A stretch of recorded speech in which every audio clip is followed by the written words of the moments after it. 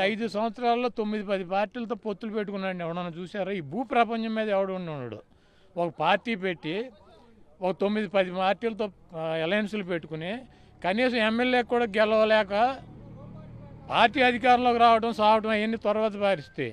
MLA కూడా గెలవలేనటువంటి పరిస్థితి ఉంటే అదో పార్టీ, ఈయన అలయన్స్, ఈ నాయకత్వం వహించడం, ఈయన అందరినీ కలిపేయటం, ఈ రాష్ట్ర ప్రజలందరినీ ఒక తాటి మీద తీసుకురావడం, జగన్మోహన్ రెడ్డి గారిని దించేయటం, ఇవన్నీ ఎందుకు ఉట్టిగా ఎగరలేనమ్మా? స్వర్గానికి ఎగిరిందా? ముందు ఎమ్మెల్యేకి గెలవమన్నాడు పవన్ కళ్యాణ్. వచ్చే ఎలక్షన్లో వాళ్ళకి ఖచ్చితంగా ఓటమి చవి చూస్తారంటే పవన్ కళ్యాణ్ చెప్తున్నారు. ముందు ఎమ్మెల్యేకి గెలవమని చెబుతున్నానా? కాదు, అసలు ఉట్టికి ఎగరలేనమ్మా, స్వర్గానికి ఎగిరిందని చెప్పి ఇప్పుడు నేను 4 సార్లు ఎమ్మెల్యే అయ్యా. నేను ఏదైనా ముఖ్యమంత్రి గారు అట్ట ఇట్ట అని నేను మాట్లాడితే అర్థం ఉంటుంది. అసలు నేను ఎమ్మెల్యేగానే గెలిచి వచ్చే పరిస్థితి నాకు లేకపోతే నేనున్న ముఖ్యమంత్రి 151 సీట్లను గెలిపించిన ముఖ్యమంత్రిని ఇవన్నీ సినిమా డైలాగులు కాక ఏంది పవన్ కళ్యాణ్ చెప్పేది? కాదు, పవన్ కళ్యాణ్ చెప్పే సినిమా డైలాగులు కదా. ఎమ్మెల్యే గెలవలేనటువంటి వ్యక్తి జగన్మోహన్ రెడ్డిని దించేస్తాడా? రాష్ట్ర ప్రయోజనాల కోసం నేను పొత్తులు పెట్టుకుంటున్నాను, దాని గురించి ఎందుకు ప్రశ్నిస్తారని. ఎవడు ప్రయోజనాలమ్మా? జనసేన టీడీపీ పొత్తులు పెట్టుకుంటే రాష్ట్రానికి ఏం ప్రయోజనం? ఒకడికి క్యాష్ వస్తుంది, ఒకడికి అధికారం వస్తుంది. ఇది ఎవడు ప్రయోజనం? మీకు ఏమైనా క్యాష్ ఇస్తారా? కాదు, ఈ రాష్ట్ర ప్రజలకి ఎవరికన్నా క్యాష్ ఇస్తారా? ప్యాకేజీ ఏమైనా ఇస్తారు ఈ రాష్ట్ర ప్రజలకి? ఎవడికి రాదు రూపాయి బిళ్ళ కూడా. ఎవడెవడో పోనీ అధికారం ఏమైనా వస్తుందా? నేను ముఖ్యమంత్రి అవుతాను, మా అబ్బాయి మంత్రి అవుతాడు. ఒకడికి క్యాష్, ఒకడికి అధికారం. ఎవడికి ప్రయోజనం? ఈ రాష్ట్రంలో ప్రజలు అమాయకుల వాళ్ళ పేర్లు చెప్పి డబ్బులు నేను తీసుకుని వాళ్ళ పేర్లు చెప్పి అధికారం నువ్వు పంచుకుంటే మన ఇద్దరం పెద్ద గొప్ప పోటుగాళ్ళం, ప్రజలందరూ పిచ్చోళ్ళ. ఒకడికి క్యాష్ వస్తుంది, ఒకడికి డబ్బు వస్తుంది. భయంతో అందరు కాళ్ళు పట్టుకునే వ్యక్తి జగన్ అని చంద్రబాబు అంటున్నారు. ఎవడి కాళ్ళు పట్టుకున్నాడంట?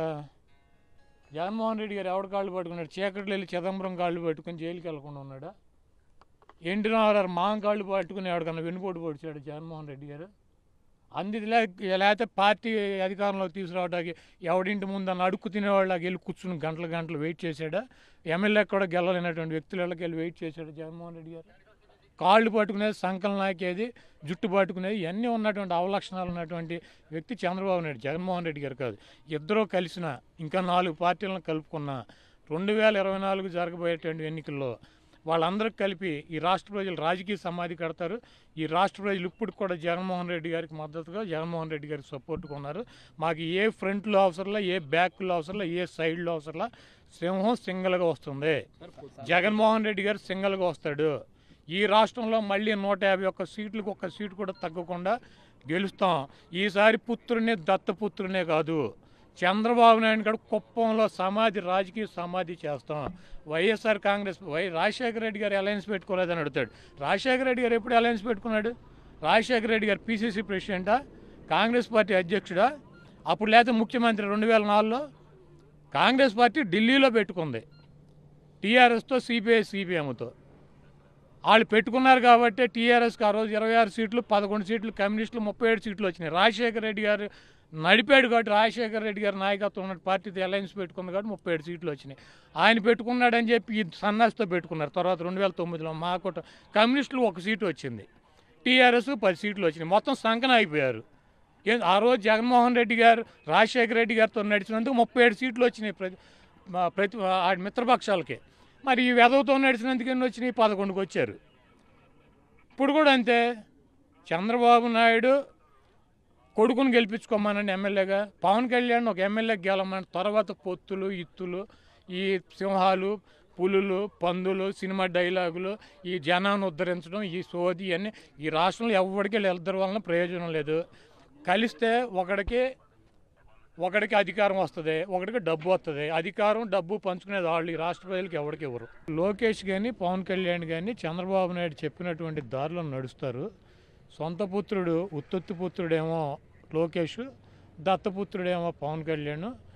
కాబట్టి ఆయన అడ్డం పెట్టుకుని ఇది అధికారంలోకి రావాలని చెప్పి చూస్తున్నాడని చెప్పి మేము మొదటి నుంచి కూడా చెబుతున్నాం. ఇది 2014 నుంచి. 2014లో అదే పనిచేశాడు. 2019లో ప్రభుత్వ వ్యతిరేక ఓటు చీలకుండా ప్రయత్నం చేసి జగన్మోహన్ రెడ్డి గారిని ఆపడానికి ట్రై చేశాడు.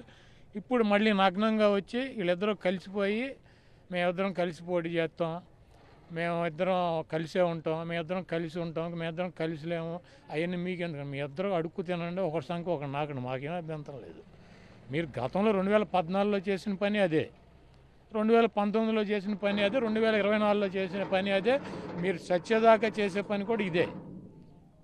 మీరు సత్యదాకా కూడా జగన్మోహన్ రెడ్డి గారిని అధికారంలోకి రాకుండా మీరు ఏం చేయాలన్నది ఇదే చేస్తారు. మీ ఇద్దరు పుత్రుడు, దత్తపుత్రుడు, మారుడు తండ్రి, వీళ్ళందరూ చేసేది అదే. కాకపోతే ఈ రాష్ట్ర ప్రజలు అమాయకులు, ఈ రాష్ట్రంలో ఉన్నటువంటి ప్రజానీకానికి కూడా ఏమీ తెలియదో, మనం కళ్ళకు గద్దలు కట్టాము అందరికీ, మనం ఏది చెప్తే అది నమ్ముతారన్నటువంటి పిచ్చభ్రమలో పవన్ కళ్యాణ్, చంద్రబాబు నాయుడు బతుకుతున్నారు. మాకేం అభ్యంతరం లేదు, మీరు కలిసి వచ్చినా విడివిడికి వచ్చినా. జగన్మోహన్ రెడ్డి గారికి ఉన్నటువంటి 55% ఓటింగ్ జగన్మోహన్ రెడ్డి గారిదే. మిగిలినటువంటి 45% ఓటింగ్లో మీకు ఎవడికి ఎంత వస్తుంది, ఎవడ ఎంత డిపాజిట్లు పోతే, ఎవడ ఎమ్మెల్యేకి గెలుస్తాడు, ఎవడ ప్రతిపక్ష నాయకుడు అవుతాడన్నది మీరు తేల్చుకోవాల్సినటువంటి అంశం. కాబట్టి జగన్మోహన్ రెడ్డి గారికి కానీ, వైఎస్ఆర్ కాంగ్రెస్ పార్టీకి కానీ, మాకు కానీ పుత్రుడు, దత్తపుత్రుడు, వృద్ధ తండ్రి కలిసి వచ్చినా కలిసి రాకపోయినా మాకైతే పోయేదేం లేదు. కాబట్టి వాళ్ళు కలిసి వచ్చినా కూడా మొన్న విడివిడిగా వస్తే పులి పంజా దెబ్బ ఎలా ఉంటుందో ఒకసారి చూపించాడు. ఈసారి మళ్ళీ ఒకసారి రెండుసార్లు కలిపి అందరూ కలిసి గుంపులుగా వస్తున్నారు. కాబట్టి సింహం రెడీగా ఉంది, చాలా ఎదురు చేస్తుంది. చంద్రబాబు నాయుడు అసలు మీకు డిపాజిట్లే తక్కువ అంటున్నాడు, ఆయన ఏమో అద్భుతం జరగబోతుందని పవన్ కళ్యాణ్ అంటున్నారు. చంద్రబాబు నాయుడు సొల్లుగాడు, చంద్రబాబు నాయుడు ఒక సొల్లుగాడు, చంద్రబాబు నాయుడు ఒక నమ్మక ద్రోహి, చంద్రబాబు నాయుడు ఒక 420, చంద్రబాబు నాయుడు ఇచ్చినటువంటి మాటకి కట్టుబడినటువంటి వ్యక్తి, పచ్చి అబద్ధాలు చెప్పి మోసాలు చేసేటువంటి మోసగాడు, వెన్నుపోటుదాడు. 2019 ఎన్నికలు ముందు ఏం చెప్పాడండి, మహిళలందరూ నాకే ఓటేశారు, సర్వేలు చేసి ఇచ్చాడు ఎమ్మెల్యేలకి, నీకు 50,000 మెజార్టీ వస్తే, నీకు 70,000 మెజార్టీ వస్తే, నాకు 135 సీట్లు వస్తాయి, నాకు 80% ప్రజలు నాకే బ్రహ్మరథం పెడుతున్నారు, నాకే ఓటేస్తున్నారు. అసలు ఎక్కడ చూసినా చంద్రబాబు నాయుడు వాళ్ళు పడి ఏడుస్తున్నారని ఇదేనా చెప్పాడు. ఇప్పుడు ఏమంటాడు, 4 ఊళ్ళు తిరిగి వచ్చి జగన్మోహన్ రెడ్డికి తీవ్ర వ్యతిరేకత ఉంది, నా కోసం మళ్ళీ ఏడుతున్నారు అంటాడు. 2019లో చెప్పిన ఈ రాష్ట్ర ప్రజలు మర్చిపోయారా? ఛాలెంజ్లు చేసాడు, తొడలు కొట్టాడు కదా 2014లో, నాకు కాదు 2019లో అసలు నాకున్నంత అనుకూలతే ఈ భూప్రపంచం మీద ఎవడు లేదు, మోడీని కూడా ఊదేస్తాను ఉఫ్ అని చెప్పి ఆడిని ఊదేస్తా ఈడిని ఊదేస్తాను సొల్లుగాడు దేశం అంతా తిరిగి ప్రచారం చేశాడా. ఇక్కడ ఏమైంది, 23 సీట్లు పరిమితమైంది.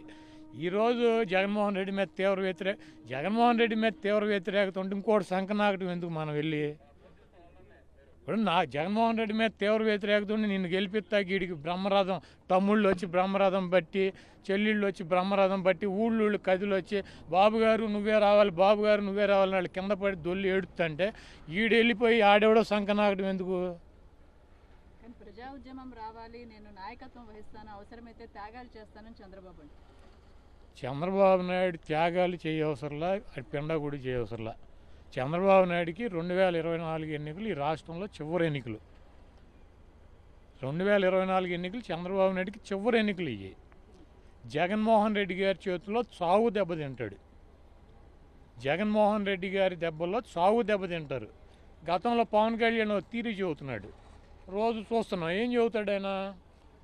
1978లో ఇందిరాగాంధీకి వ్యతిరేకంగా జనతా పార్టీ, సమతా పార్టీ, సంఘు గింగు బొంగు ఇవన్నీ కలిసి పోటీ చేసినాయి అని చెబుతాడు.